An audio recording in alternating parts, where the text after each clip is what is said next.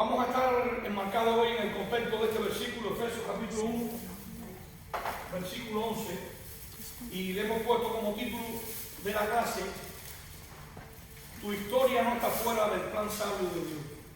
Ese va a ser el título de la clase.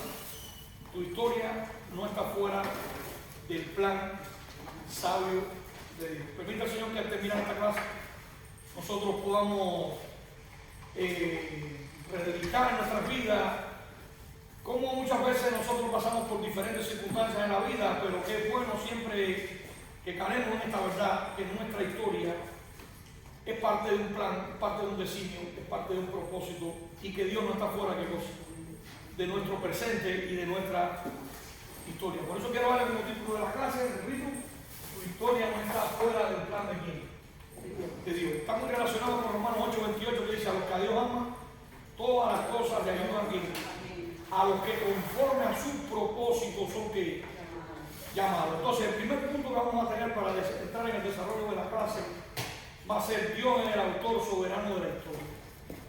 Creo que antes de entrar en este desarrollo me gustaría que nosotros, a manera de una pequeña introducción, profundizáramos en un poco que cuando nosotros vamos a estudiar la historia, siempre en la escuela se nos enseña la historia pasada. Meramente estudiamos la presente y no podemos hablar nada aquí de la historia futura, porque todo lo que es la historia futura sería especulación. Claro que la Biblia es diferente, porque la Biblia habla del pasado, del presente y del futuro. La Biblia habla de la historia pasada, habla de la historia presente y habla de la historia futura. Entonces, para entrar en esta clase, nosotros vamos a tener como punto número uno, y es que Dios es el autor soberano de la historia. Y esto es muy importante. ¿Por qué? Porque cuando decimos que Dios es el autor, Dios es el autor soberano de la historia. Estamos diciendo que nuestro Dios es que soberano. Uno, porque hizo la creación. Dos, sustenta la creación. Tres, provee para la creación. Y cuatro, preserva.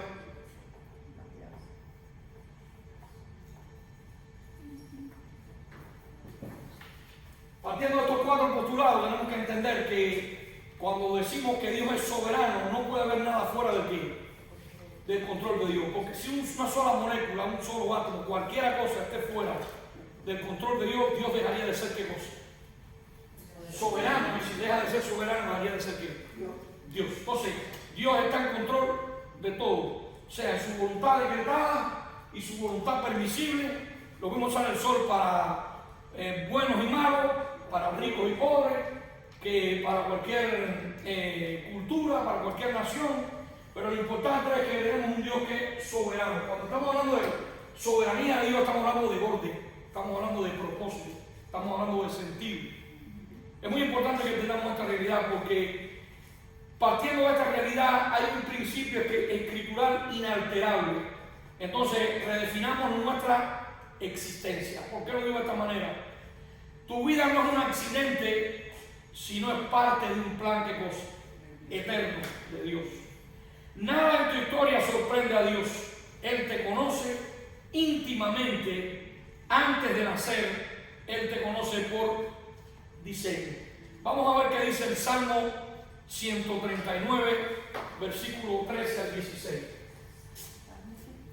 Salmo 139, versículo 13 al 16. Y algún hermano me lo pueda leer.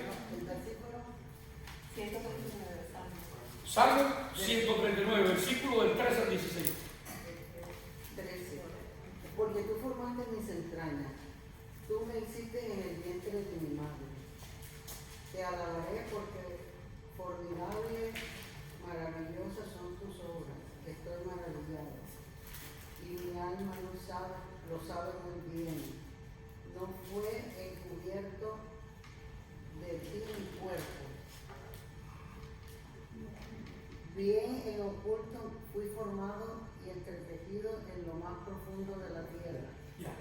Ya está ahí. Sí. Lo que estamos tratando de hablar ahí, tú me entiendes que hay un Dios que está aquí, creando, que está orando y que tenía un diseño y tenía que un plan desde antes de la fundación del mundo. Entonces es muy importante, por ejemplo, si vamos a Gálatas 1:15, dice la palabra del Señor que tenemos al apóstol Pablo. Vamos a buscarlo, Gálatas capítulo 1, versículo 15.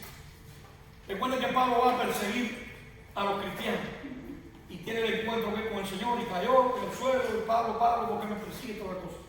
Pero vamos a ver si fue en ese momento cuando Pablo tiene ese encuentro con Dios o si había algo predeterminado antes de que esto ocurriera.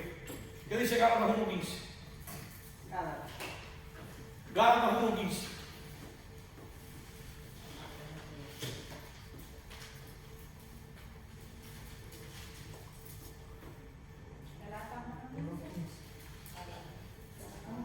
Pero cuando agradó a Dios que me apartó desde el vientre de mi madre y me llamó por su gracia. ¿Qué está diciendo el apóstol Pablo aquí?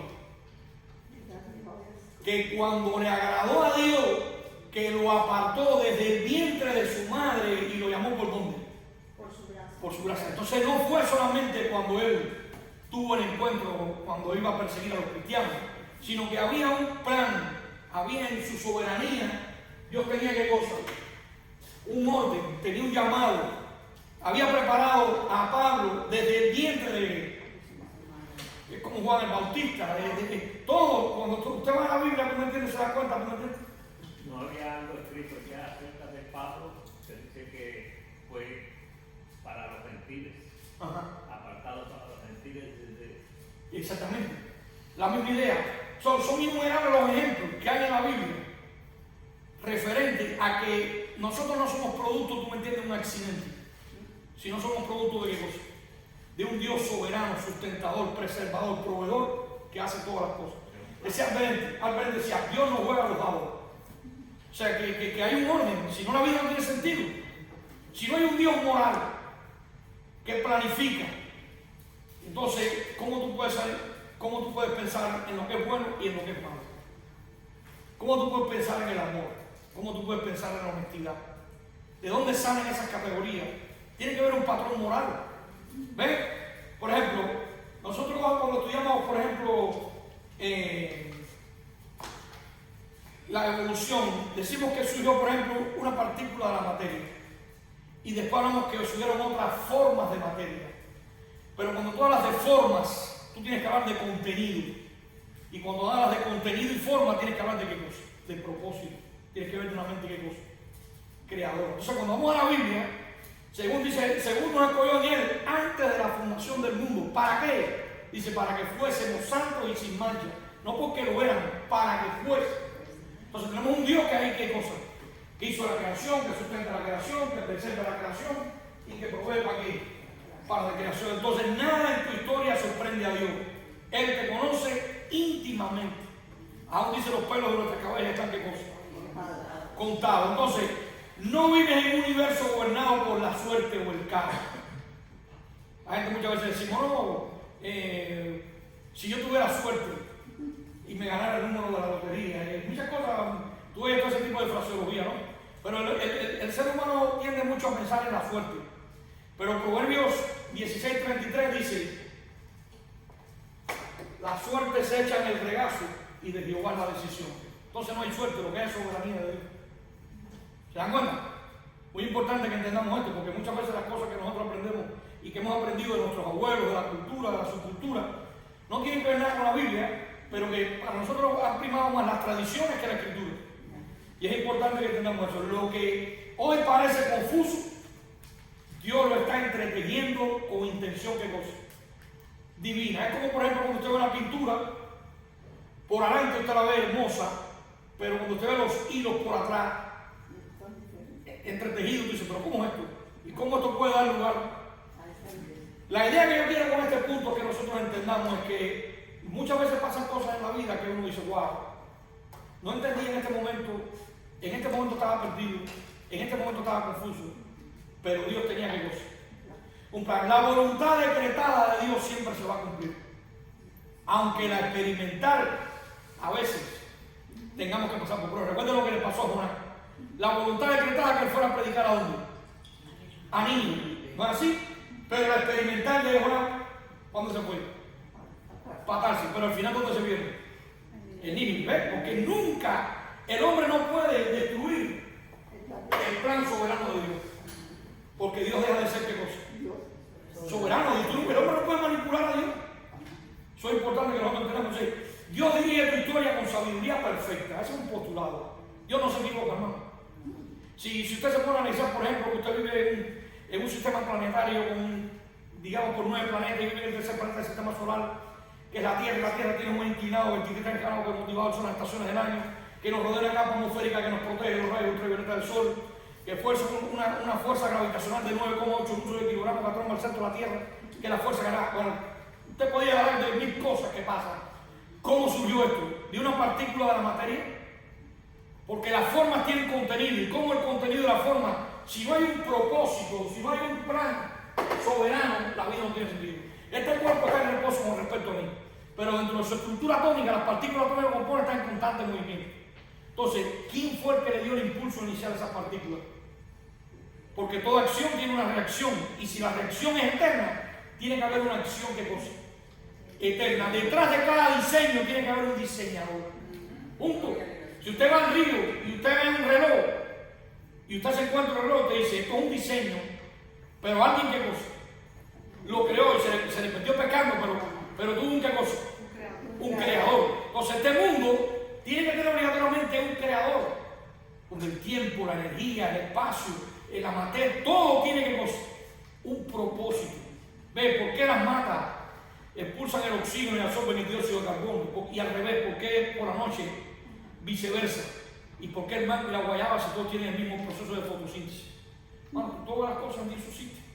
Es un milagro de Dios. Todo tiene un... Aún en la creación, cuando ustedes se ponen a mirar estos programas que dan que a mí me gusta, que tienen que ver mucho con los animales, y usted ve como los salmones, ellos nacen y después al final de la historia de la vida ellos regresan al lugar donde ellos, y bajo miles de pruebas y de luchas, pero ellos llegan a qué cosa.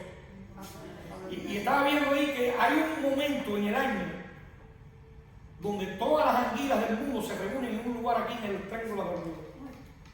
En donde quiera que están, ellas van ese día ahí. Y eso no me cae bien. No sé si será que era veracidad, pero lo estaba viendo por estas personas que estudian. Todo tiene un propósito. Y dice, mire, ¿por qué? Ahí van a ir, pero quedan ahí mismo. No sé cuál es el sentido, cuál es el propósito, pero todo tiene. Y a veces ustedes no se dan cuenta, pero si a veces usted sale, por ejemplo, a la Vivo Juan, frente al Walmart, usted ve todas las líneas de cable, usted ve ahí que ve miles de pájaros en ese lugar. No para otro lugar, es ahí. Está pareciera como si estuvieran codificados en la historia de antes, así, las aves igual. La idea es que hay un orden. Esto no es al relajo, esto no es como me da ganariamente, sino que Dios tiene un qué cosa. Un plan, y dentro de ese plan estoy yo. Y uno dice, bueno, ¿quién soy yo para que Dios pensara en mí? ¿O cómo no sabe que yo soy parte del diseño de Dios? Entonces, algo muy importante. Dios dirige tu historia con una sabiduría que cosa perfecta. Usted se pone a estudiar fisiológicamente el cuerpo humano, tú tienes diferentes células con diferentes funciones, respiración, digestión, reproducción, que la función de ellas es elaborar el material del sello tuyo. Pero imagínate que tú tienes más de 60.000 millones de células y una célula tiene un contenido de información de 24.000 libros de una biblioteca. Imagínate el contenido de información que tiene el cuerpo humano. Piensen que es una cosa perfecta. El cerebro. No hay computadora más grande aquí que se pueda hacer. Y como todo Dios así por el poder de su palabra. ¡Wow! Todo es perfecto. Entonces, postulado primero, Dios no improvisa. Hay un orden. ¿No? Segundo, su plan no cambia con tus fallas o con tus emociones. Son parte del proceso. Fallamos, caemos, entre el ya de la gracia y el todavía no del pecado, entre el Edén que perdimos en Génesis 1 y el Apocalipsis 22 restaurado, pasamos por un valle de sombra de muerte, pasamos por un desierto donde hay crisis, donde hay pruebas, donde hay aflicciones, donde hoy me levanto, mañana estoy en crisis, pasado hay un problema matrimonial, pasado me pasó una crisis, pasado me pasó una pérdida, pasado me pasó una prueba, pero todo está alineado con un propósito y un plan, aunque yo no lo puedo entender. Y es importante, el control de Dios no se interrumpe en el sufrimiento. Nosotros lo hemos heredado de los griegos.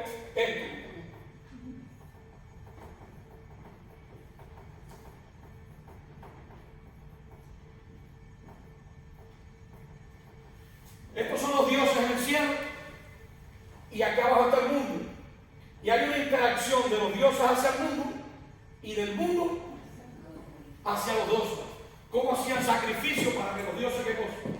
Apaciguaban la ira, entregaban una niña, una virgen, algo perfecto que fuera, ¿tú me entiendes? Lo hacían para que estos dioses mandaran la lluvia, los bendicieran. Pero desde la antigüedad está este concepto de que los dioses están en el cielo y que nosotros vivimos en el mundo y que hay una interacción de los dioses al mundo y del mundo a dónde? A los dioses. ¿Qué pasa? Que cuando a mí me va bien en la vida, los dioses me bendicen porque yo soy bueno. ¿Verdad? Dios sabe que yo soy bueno y yo ayudo a todo el mundo. Y como yo ayudo a todo el mundo, por eso que la vida me va qué cosa. Pero ¿qué cuando me va mal? Algo malo has hecho tú. Y por eso los dioses te están castigando.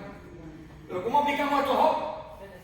Que era justo, recto, perfecto, temeroso de Dios, apartado del mal y hacía sacrificio antes de que sus hijos ¿qué cosa? Cometieran pecado. O sea que ese paradigma, eso viene de la cultura y de la subcultura, pero eso no es bíblico. Los mismos se fueron cristianos como no cristianos. Los mismos se fueron cristianos como no cristianos. Todos pasamos por un mismo proceso. Juan el Bautista, ¿cuánto tiempo duró? Le picaron la cabeza y dice que de los hijos de los hombres no había uno más grande que Juan. ¿Y cuánto duró su ministerio? Apenas 6 meses. ¿Se dan cuenta? Es el plan de Dios, es el propósito de Dios. Dios obra. Los hombres, acuérdense del padre de Ezequiel, de los huesos. ¿Qué le dio los huesos? Si a ustedes aún no hablaran, ¿qué cosa? Yo levantaré qué cosa. Aún de los huesos levantaré, parafraseando la idea. Ustedes caerán de la piedra, ¿qué cosa? Nadie es imprescindible para Dios. Nosotros no somos el papaupa de la matilla, es Dios. Nosotros no somos el jinete. Nosotros somos el autor de nuestra historia. ¿Me entiendes? Muy importante que nosotros entendamos esta. Una aplicación sería entonces, no te interpretes a ti mismo desde tus circunstancias, sino desde el carácter de Dios. O sea, no estés pensando y comparando de que mi vida me ha ido mal, Dios no me ama. Porque mira todas las pruebas que he pasado, he perdido hijos, he perdido familia, he perdido matrimonio, he perdido casa, he perdido recursos, porque Dios está aislado conmigo, porque algo he hecho yo, no lo ha hecho bien. Porque mira que viene la fulana, tiene esto, mengano, esperancea. Y empezamos a mirar horizontalmente las comparaciones materiales. Como ese salmista, pero tan necio era yo que hasta entrar al altar de Dios me di cuenta del juicio que Dios tiene preparado.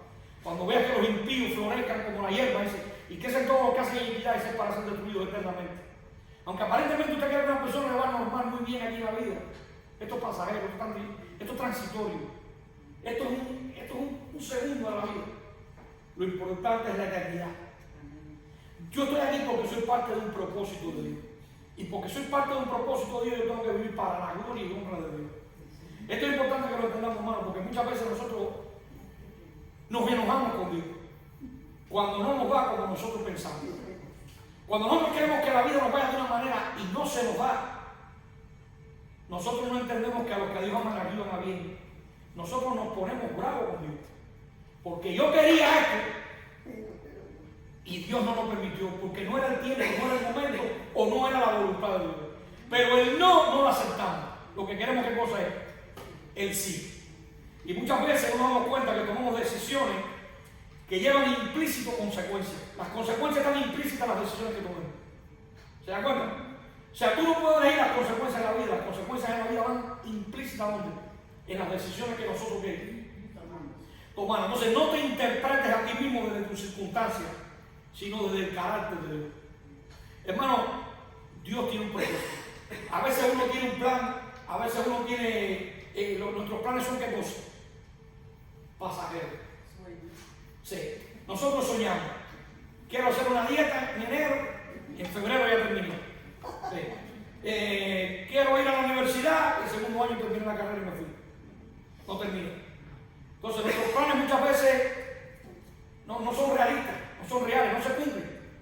Pero si tú te trazas una falsa expectativa en la vida y no se cumple, ¿cómo te sientes?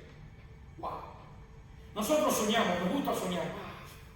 Este año que viene, si usted va, por ejemplo, a Cuba, el 31 de diciembre la gente sale con maleta y empieza a darle vuelta, porque supuestamente es supersticiosa, pero si tú sales con una maleta y caminas, hay gente que camina en el pueblo entero, porque como caminar con una maleta significa que vas a viajar, el pueblo dice, yo voy a viajar a donde sea, como sea Haití, pero salir de aquí. Entonces todo el mundo vea. Otros tiran cubos de agua por fuera para sacar la maldad, las cosas. Sí, bueno, son mil cosas supersticiosas que las creen, que es una fe, ¿tú me entiendes? Mueve un sillón, no mueva esto, o toca madera, o no, cuidado con esa boca. Hermano, no creo de disparate. O que si la mujer se va a casar, no puede ver entonces al esposo, porque si ve al esposo antes, entonces es mala suerte. Que el esposo no puede ver el traje. Ajá. Muchas cosas. ¿Cuántas cosas hemos inventado nosotros que no tienen que ver nada con lo real y bíblico? Pero ¿qué es lo que se vive por tradición? ¿Me entiendes? Ponte hasta aquí, ponte en la película, ponte el grillito de la suerte, le dijeron a ambulante. Le pusieron un grillito aquí, andaba con el grillito para acá. O sea, hermano, muchas veces ponte un amuleto, ponte cualquier cosa. Todo eso es fe supersticiosa. Y todo eso tiene que ver con lo que tú haces para que estos dioses que. Entonces le ponen vega, le ponen esto, le ponen otro para acá. Pero si tú no pones esto, entonces estos dioses ¿qué hacen? No te bendicen. Entonces constantemente yo me pongo un esclavo de qué? De esta convicción. Porque creo que si lo hago, cumplo. Y si no lo hago, incumplo. Entonces esto es religión. Las religiones todas son mentiras. Hay más de 3.800 religiones. ¿Por qué son mentiras? Porque hay el esfuerzo del hombre de acercarse a un Dios. Por lo que yo hago, el Evangelio, tú te acercas a Cristo, tú te acercas a Dios por lo que Cristo hizo. Eso es una buena noticia. Entonces hay momentos en los que tu vida parece un rompecabezas incompleto. O sea, hay momentos en los que hay circunstancias que no encajan, oraciones sin respuesta, oro y oro y oro, Dios no me escucha. Días oscuros que no terminan. Y oímos a personas, no escampan, esto es una tras de la otra. ¿Entiendes? Entonces, en esos momentos el enemigo quiere que creas que Dios ha perdido el control de tu vida. ¿Entiendes? Entonces, que tu historia es un accidente y que lo que vives no tiene sentido. Bueno, esto nos pasa a todos. No voy a pensar que esto nos pasa a todos. Pero el Evangelio declara lo contrario. Y por eso es que hay que ir a la Escritura. Entraríamos en el segundo punto de esta clase, sería Dios usa tu historia para formarte a la imagen de Cristo. Recuerda que la primera es Dios es el autor soberano de la historia. El segundo punto sería Dios usa tu historia para formarte a la imagen de Cristo. Romanos 8, 28 y 29. Vamos a leerlo. Romanos 8, 28 y 29. Alguien lo leo muy lento, pero esto nos manda. Romanos 8, 28 y 29. Y aquí vamos a tener un postulado, que el bien no es comodidad, sino conformidad a Cristo. Romanos 8, 28, ¿qué dice? Sabemos que a los que aman a Dios, todas las cosas les ayudan a bien, esto es, los que son propósitos son llamados, porque a los que antes conoció, también le designó para que fuese hecho conforme a la imagen de Cristo, para que Él sea el primogénito entre hermanos. Amén. Entonces, fíjense bien, el bien no es comodidad, sino conformidad a quién? A Cristo. Entonces, diríamos entonces, hay propósito en cada capítulo, incluso en los más dolorosos de tu vida.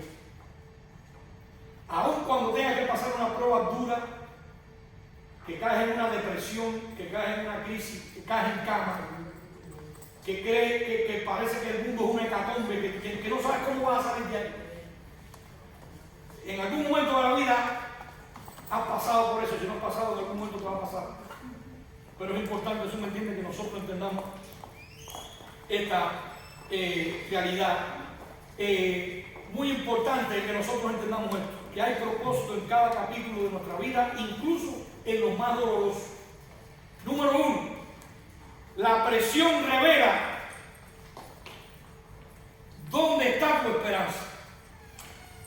O sea, cuando tú estás pasando por una prueba difícil,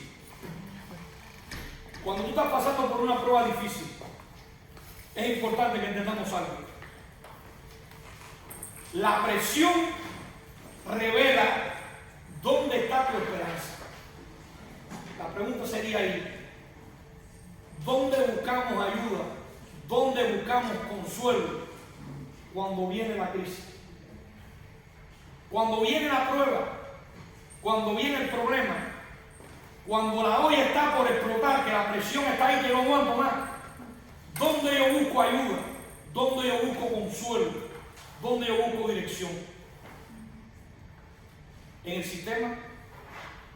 ¿En el presidente? ¿En el gobierno? ¿En el dinero? ¿En el alcohol? ¿En la droga? ¿En la prostitución?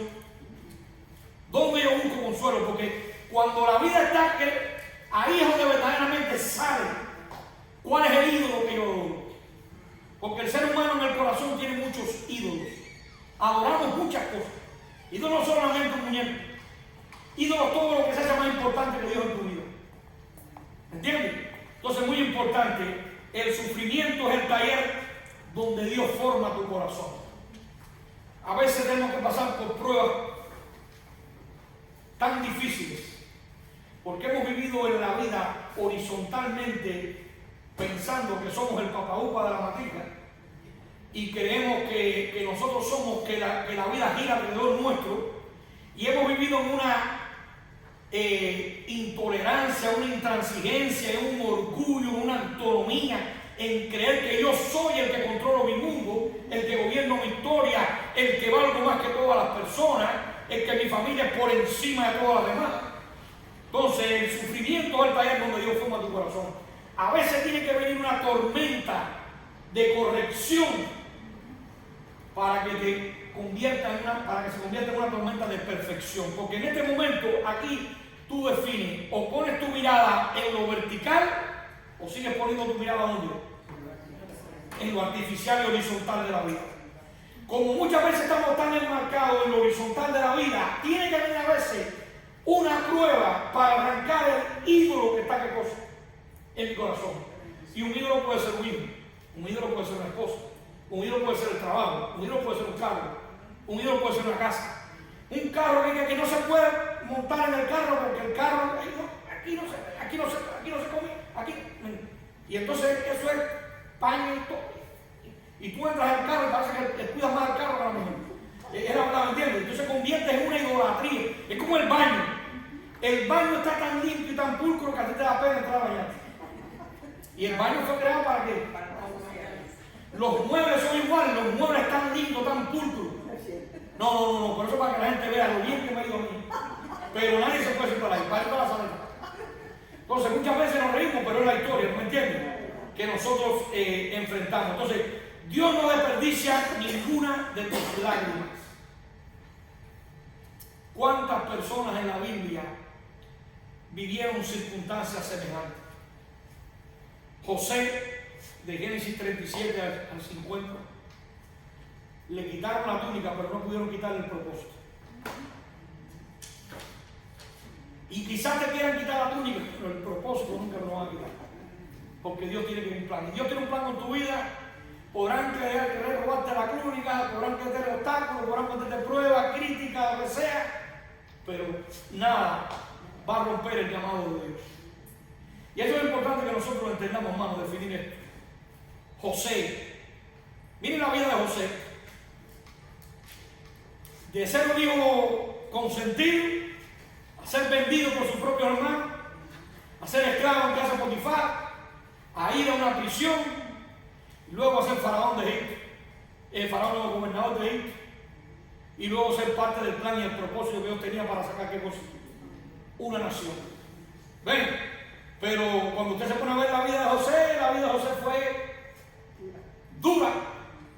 Todo fue prueba. ¿Qué diríamos de Moisés? Criado en la casa de Faraón, pero antes de criar nace un contexto donde están matando a todos los niños. Y a ese niño escondido, cállate, no llores. Vaya a verlo, tapa la boca. ¿Cuántas cosas pasó ese niño para que llegara a qué cosa? Y luego lo ponen ¿dónde? De balsero, en una balsa, arriba. Y lo sueltan en un río. Y ese río, usted se imagina un niño en un río solo. Los cocodrilos, la serpiente, que si tropieza con un palo, que si una piedra, que si grita lo descubren y lo matan.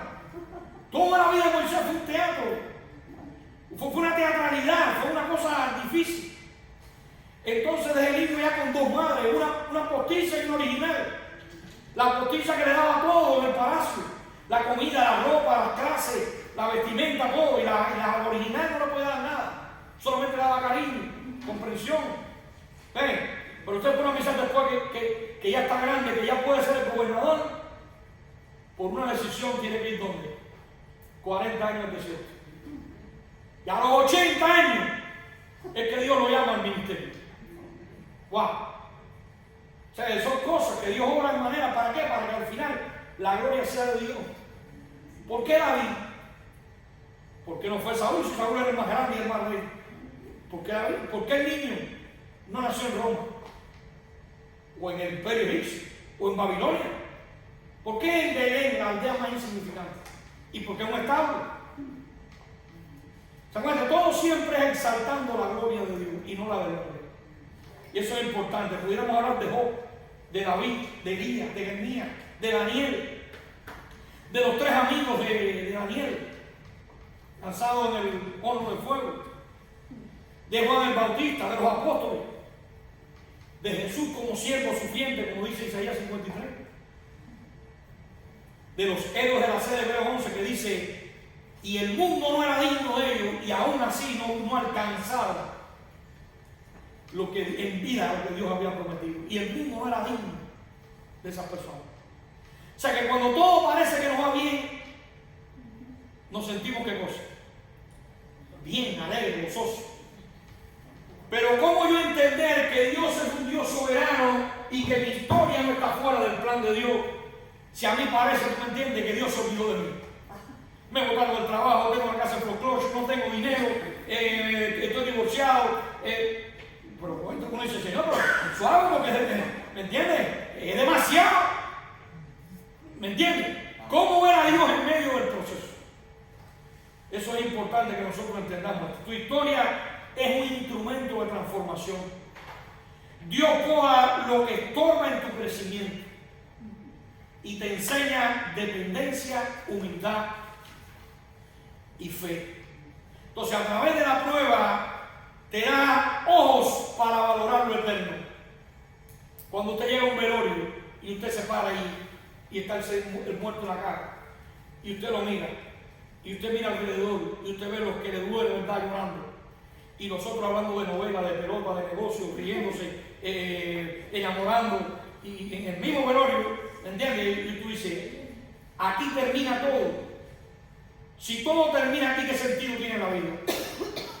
¿Qué sentido tiene la vida si todo termina en una caja de madera y después un huevo? No tiene sentido la vida.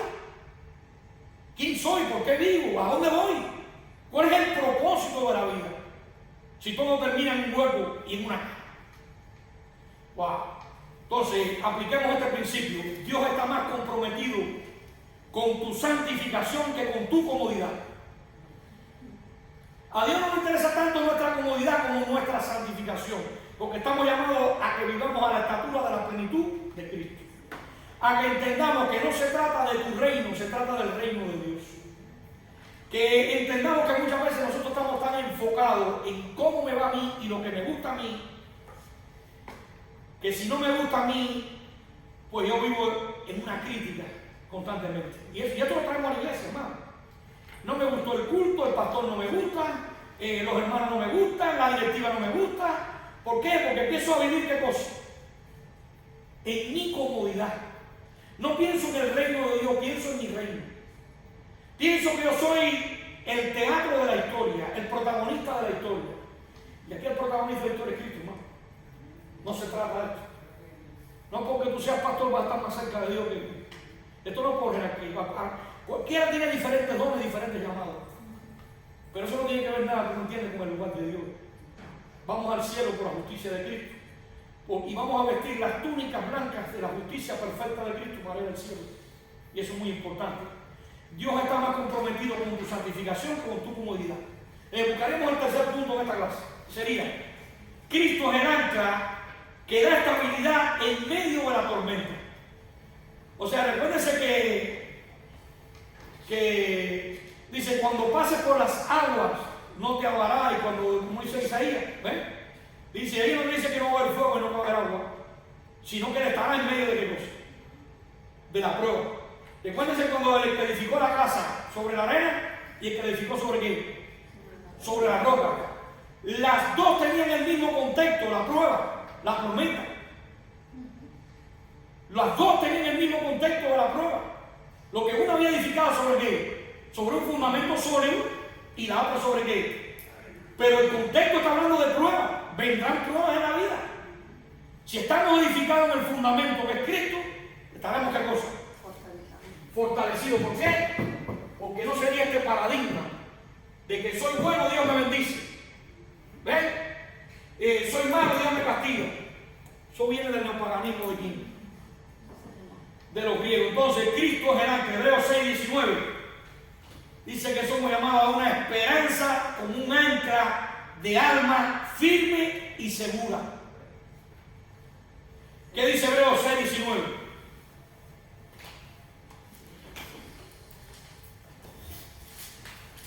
Algo.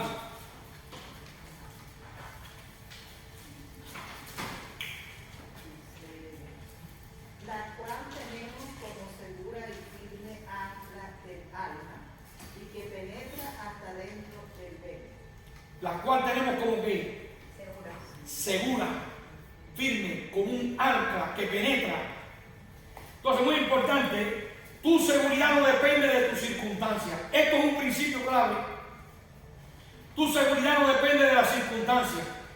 Las emociones cambian, Cristo no. La vida se mueve, Cristo permanece. Tu paz no viene de entenderlo todo, sino de saber quién sostiene todo. Entonces, Cristo es tu ancla porque Él venció todo lo que nos amenaza. Venció la muerte, quitó la culpa, quitó la condenación, anuló el acta de los pecados que habían en contra nuestra. Entonces, Cristo es tu ancla porque Él venció lo que te amenaza. Venció el pecado. Romanos 8:1. Ninguna condenación hay para los que están en quién. En Cristo. Entonces ya no estás condenado. ¿Por qué? Porque Cristo pagó por tu pecado. ¿Lo entendemos? Hay que entender esto, hermano, porque lo que se está predicando en la mayoría de las iglesias no es bíblico. Es un disparate. Porque lo que la Biblia dice es que Cristo anuló el acta de los pecados que había en contra mía. ¿Dónde? En la cruz. Y que justificado fue por la fe, yo tengo paz para con Dios por medio de quién? De Cristo. Entonces, ¿por qué yo estoy pensando que si yo hice algo y Cristo viene, me quedé? Dios me cobra el pecado dos veces, uno a Cristo en la cruz y otro a ti. Eso es un disparate, hermano, eso es lo que se está predicando en la iglesia. Entonces yo estoy luchando contra la santidad de Dios. Porque clasifico mi pecado: robar, tomar, adulterar, fumar. Pero el odio, la envidia, el celo, el orgullo, la mentira, el resentimiento, el rencor, la amargura. ¿Quién no hace eso ya? Tú eres pecador por imputación, por herencia, no solamente por hecho. Y eso es importante que lo entendamos. Entonces, las emociones cambian, pero Cristo no. Él venció el pecado, ya no estamos condenados. Romanos 8:1, ninguna condenación hay. ¿Para quién? Para los que están en Cristo, no para todo el mundo. para los que están en quién. Cristo venció la muerte, entonces ya no estamos perdidos. Venció el mundo. Juan 3:36. Estas cosas os he hablado para que en mí tengáis paz. En el mundo tendréis aflicciones. Dice, pero confiad, yo he vencido al mundo. Entonces, si Él venció al mundo, yo no estoy vencido. Yo soy un vencedor. Yo soy un triunfador. ¿Por qué vivimos con una autoestima tan baja? Miren, les voy a dar una ilustración un poquito fuerte, pero creo que todos somos adultos, la podemos entender. Se cree que en una eyaculación de un hombre pueden ver más de 2.500 millones de espermatozoides. Es decir, que si usted pone en una pizarra 2.500 millones, pone el nombre tuyo, de Claribel. 2.500 millones de Orlando. 2.500 millones de Gloria, por decirlo así. 2.500 millones de Amaury. Estaban en una sola.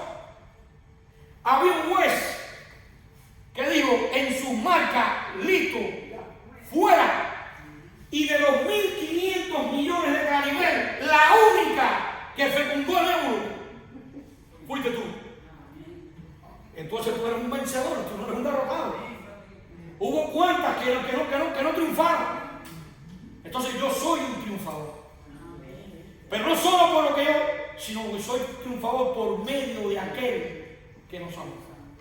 Estoy completo en Cristo. Entonces no tengo que predicarme bajo mis circunstancias.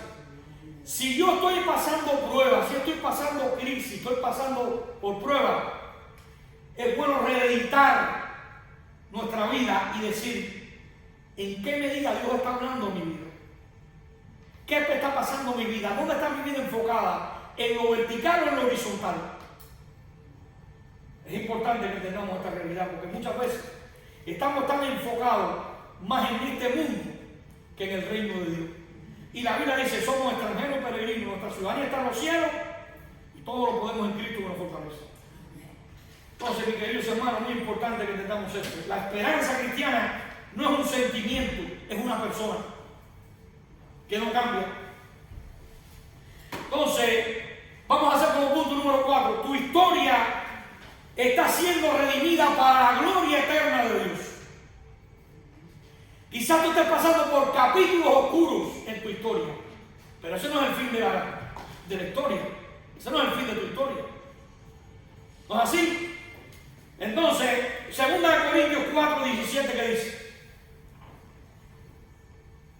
esta leve tribulación momentánea produce en nosotros, ¿qué dice? Un cada vez eterno peso de gloria. Amén. Entonces, tu sufrimiento tiene fecha de expiración. La gloria de Cristo no tiene. En algún momento tu sufrimiento va a acabar, pero la gloria de Cristo será eterna. Lo que hoy pesa será transformado mañana. La eternidad le da contexto correcto al dolor. Entonces reeditemos bien nuestra mirada. ¿Dónde está mi mirada? ¿A lo temporal? ¿Qué edad usted tiene? Usted tiene no la que ya vivió, ya se la viviste. Usted tiene lo que le falta por vivir. 15, 20, 30, 40, 50, lo que sea, pero ya los 80 que ya viviste, ya son pasados. Ya se no tienen que cosa. Manera de recuperar. Pero el hombre es como la hierba del campo, que hoy es y mañana no es. Hoy nos acostamos mismos, sabemos si nos vamos a levantar. ¿Verdad? La vida se nos va un suspiro. Salimos de un carro, no sabemos si vamos a tener un accidente. Eso es la verdad. Hoy, personas que ayer tenían planes, hoy están fuera de este mundo. Entonces, si Dios no estuviera como redentor, como sustentador, como soberano y como planificador de la historia, bueno, la vida no tiene sentido. Comamos y oramos que mañana moriremos. Que no hay que llorar, que la vida es un carnaval, que todos nacimos salen, que nada en el reloj de culpabilidad, no hay sentido ni propósito en mi vida. Y hermano, este mundo es muy pequeño. Tú estás aquí por parte de un propósito de Dios. Si usted está vivo, es porque Dios tiene un plan con su vida, si no el diablo se lo va a arrancar. Es la verdad, ¿me entiendes? Y no es de todos la fe. Esa es la realidad. Dice 2 Tesalonicenses 3:2. No es de todos la fe. ¿Es verdad? No todos se salvan. Porque si todos se salvan, ¿qué pasa con los que están en el infierno? Se salvan los que creen en Cristo. Los que tienen a Cristo como su Señor y su Salvador en su vida. Los que se arrepienten de sus pecados y creen en Él. Ese es muy importante. Tu sufrimiento tiene fecha de expiración, pero la gloria de Cristo no. Lo que hoy pesa será transformado mañana. La eternidad le da contexto correcto al dolor. ¿Por qué? Porque la vida es como tocar una cuerda que su sonido repercute ¿dónde? En la eternidad. Nosotros estaremos en las mansiones celestiales un día para la gloria de Dios. Entonces la obra de Dios es una historia que no termina aquí. No juzgues a la obra de Dios por una sola escena dolorosa. No te hagas una sobrecarga de los procesos de excitación y división y empieces a echarle la culpa a Dios de lo mal que te está yendo aparentemente terrenal. Es que a veces somos tan orgullosos, tan arrogantes, tan prepotentes, tan intolerantes, tan intransigentes, hermano, que tiene que haber una cosa dura para que verdaderamente nosotros bajemos la cabeza y nos diga, tú no eres Dios. No es la autonomía, es Cristo. Perfecto. Entonces, la historia está completa solo cuando Cristo la cierre en gloria. Y nada es inútil en las manos de Dios. Amén. Terminamos aquí y seguimos entonces la clase que viene. Vamos a orar. Amante Padre, gracias una vez más para celestial por tu palabra, para celestial que esta palabra crezca en nuestros corazones, en nuestras vidas, Señor. Que veamos en nuestra historia que somos